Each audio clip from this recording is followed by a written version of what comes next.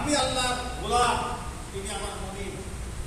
গোলামের কাজ হলো সেই প্রকৃত গোলাম যে আল্লাহর এই জমিনে আল্লাহ বিরুদ্ধে কোনো আইন চলবে, এ বরদাস্ত করবে, মেনে নেবে, এটা কোনো মুমিনের কাজ হতে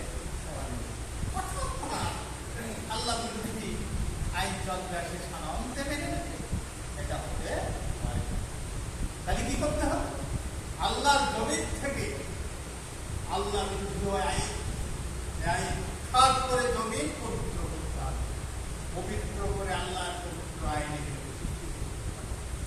একটা ইঞ্চি জায়গা আল্লাহর আইন ছাড়া অন্য কারো আইন করবে না। এটা যারা বিশ্বাসী এবং এই আন্দোলন যারা এই আন্দোলনে যারা শরীফ হয়ে আন্দোলন করতে তারা তাবিদ পাবে, আর বিরুদ্ধে যারা অবস্থান নিয়েছে ওরা মুশরিক পাবে। ওরা মুশরিক, ওরা তাওহীদবাদী না, ওরা মুশরিকবাদী।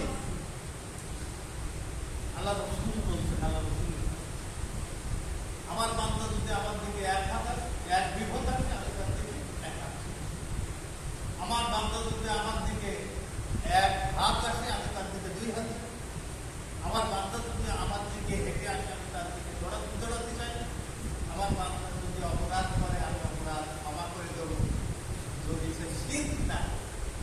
যারা শিরক করে তারাই হলো মুশরিক। তারা কি মুশরিক? তারা শিরক কি? শিরক আল্লাহর পাওনা, আল্লাহকে ডাকি অন্য কাউকে দেয়, আল্লাহর হুকুম না মেনে অন্য কারোর হুকুম মেনে নেয়, আল্লাহর অধিকার না দিয়ে অন্য কারোর অধিকার প্রতিষ্ঠিত করার জন্য যে সংগ্রাম করে মুশরিক।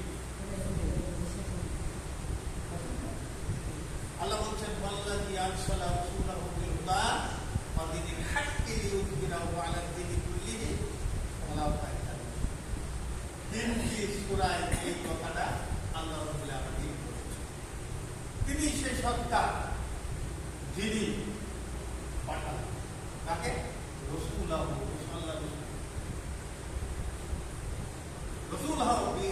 দীনিল হাক্কি ওয়াল্লাযী আরসালা রাসূলাহু বিল হুদা ওয়া দীনিল হাক্কি, সত্য দিন সহকারে, সত্য আইন সহকারে, সত্য বিধান সহকারে কি করতে হবে? লিইয়ুযহিরাহু আলা দ্বীনি কুল্লিহি, প্রত্যেক দিন থেকে আল্লাহর দ্বীনকে বিজয়ী করে দিতে হবে, গালিব করে দিতে হবে, প্রতিষ্ঠিত। ওয়ালাউ কারিহাল মুশরিকুন, মুশরিকরা যত